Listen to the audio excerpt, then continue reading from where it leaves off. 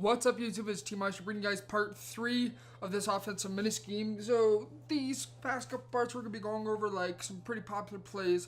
Today we're gonna be going over gun trips tight end. The next video is going to be gun bunch. The next video after that is going to be the run game, and the final video after that will be sending a blitz. So stay tuned for all those and subscribe if you guys are new as well. So we're gonna be going into 4-3 normal. Now you notice we changed the teams up. We're in the Patriots defensive players as well because they have more corners than the Falcons do that can keep up with the receivers. The play, as always, is cover 9. Now, in the I think it was the first, maybe the second video, I talked about how you have to be changing the personnel around on the field. Now, with the Patriots, I believe it's Devin McCourty. Let me double check on that. I think it's Devin McCourty. Yes, Devin McCourty has 86 or 85 man coverage, which for this is enough for a safety. He will work in this position. Now, if you do not have a safety with at least 85 or higher man coverage in regs, then you're going to have to move some of the players around and put a cornerback there instead, simply because they will always have better man coverage. Now, we're going to go, I've already moved around a couple different people, put Stephon Gilmore in at strong safety. Jason McCourty is going to stay there. And then I've moved Patrick Chung down to the flats. Now, in a cover 9, you'll notice that we have a claw flat on the right side of the field. Now, the safety, if you have a hard-hitting safety, I don't know about Patrick Chung, what his hit power is like. But if you have a Sean Taylor, Brian Dawkins, or somebody similar to that, put them down into the flats. Simply because if they're going to run the ball, they're going to pass the ball to flats, they're going to take a hard hit every single time. And again, all you need up here for these deep blues, you need cornerbacks. People with good man coverage is key, as well as speed. 90 plus speed, highly recommend. So for all these guys, every single one of them will work. We're going to go ahead, get into trips tight end. The popular plays that you're going to see a lot are double in cell, PA shot wheel, PA slot corner. We get down into the red zone, and then obviously HP mid draw. And the final one is going to be PA counter go. Now it's going to be important to understand where we need to have what deep blues need to be on what side of the field, etc., and the adjustments behind this. So we're actually going to start out in double in cell. We're going to go into cover 9. Now here's what I do. Wherever the trips side of the formation is, I always have that deep half on that same side. So we're going to have trips on the left. We're going to have the deep half on the left. Now what we need to do here is this corner right here for double cell is actually going to follow Matthews. This player, let me see if I can get over him. This player right here, the inside quarter is actually going to follow him when he breaks to the outside. Now you guys will be like, well, he's going to get open. This safety over here, Devin McCourty, I'm probably getting them mixed up, is going to help play that corner out as well. So he's going to double cover it. So to assist in the process of helping this corner get over there quickly, what you're going to need to do, and this is for most trips formation, especially double in cell, we're going to need to move this inside quarter over some more. Now if they were to streak the tight end or fade the tight end, this outside quarter is going to follow him instead. And then this quarter flat, if they have a table route or a swing route or an out route with the running back, he's going to play down into the flat. So those are both taken care of. You don't need to worry about that.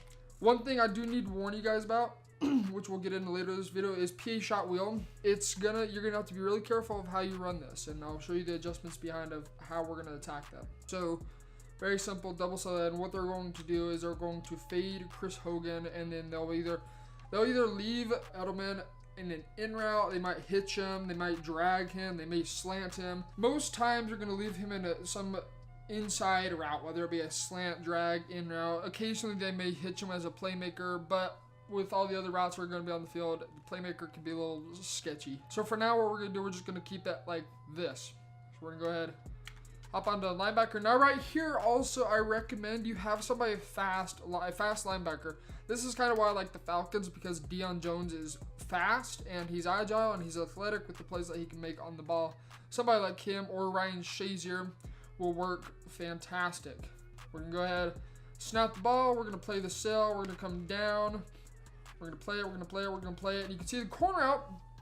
If Tom Brady was to still throw that, the safety is going to have plenty of time to react to that corner out and then play it. Now, if they were to also throw it, that claw flat is going to come up to the top instead of coming back down and play it as well. So while it may look open, the player is going to be fast enough to react to the ball pick it off, or swat it. So there's not really too much of a need. If you're really super concerned about that, you can always just keep moving him over just a little bit more. You could even highlight him as well, so then they realize, okay, we need to pay attention to that guy. Now, one thing I've noticed, I don't know, it only happens when you flip the play, is the defense, let me think about this, the left, I believe, yeah, the left end or the right of screen defensive end is always in a contain assignment. So instead, to help get pressure, I'm just going to crash to the outside as well. Now you can spread your D-line, help get your defensive ends one-on-one with the tackles, and potentially get a coverage sack. But for the most part, I just crash to the outside and leave it as is. You can see this little angle on the defensive end, the defensive tackle to the left of screen.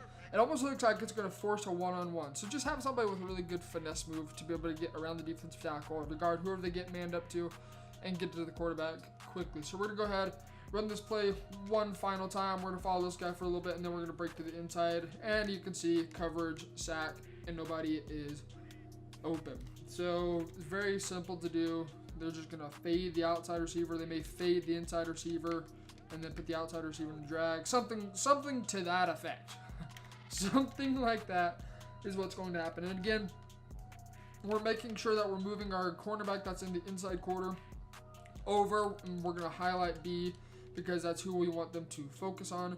You can cover him for a brief second, but you have to come down into the bottom part of the field to be able to cover the in route, the drag route, the slant route, whatever kind of route they have coming across the middle of the field. That is your assignment in the 3 receiver hook. Now this is for double sell in. Now they have another play also, such as PA counter go. PA shot wheel is actually the one I want to get into right now. So guys, I had to take out a huge chunk of this video and redo part of it. So this is post patch. This portion only, everything else still works the same exact way. So we don't have to worry about that. We're going to be going in still in PA shot wheel. As you can see right here, I'm going to go ahead set it up how most people set it up. What they're going to do is they're going to hitch their slot receiver, fade their tight end. Now in a cover 9, we talked about how you always have to have the deep half on the same side as trips, like this.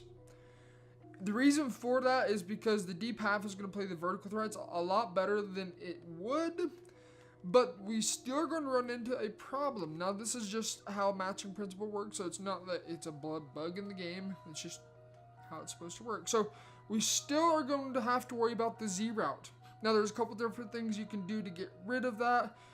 First off, if you guys are not expecting them to go into level sell, you can always hop onto the quarter flat, take over the quarter flat from the middle of the field, man up the vertical hook to the hitch route. So if they decide to playmaker, and playmaker is shut down as well. There's a lot of different options you can do with that. But personally, what I like to do is I'm going to man up X to B to take away the playmaker. And then I am going to watch the middle of the field. I'm going to watch this Z route. And again, if they playmaker, the man is going to follow it. You can see right here, following, box. Now, if they were to throw that still, what you could do is you click on, when you click on, it clicks you onto the, most times it clicks you onto the closest player to the ball. Not always. But if you click on, it should put you onto the free safety, to which you can then hold down Y, ball hawk it. Thank you, Madden, for doing that. And then you can pick it off as well. Another viable option that will work, I don't like doing this personally, I really don't. But you can put your guy that's in a 3-yard cook, you can put him into middle third. Again, you still need to follow that Z route for a brief amount of time. And the reason I hate doing this is because that leaves that playmaker hitch as a much more viable option. Again, you can always hop onto the quarter flat and take that over if you're not expecting them to have a wheel route, a swing route, whatever to the right side of the field. Now if they have a wheel route, the quarter flat will match and follow it. Ugh, God. Come on, my mouth. The quarter flat will match it down the field, so you don't have to worry about that all too much.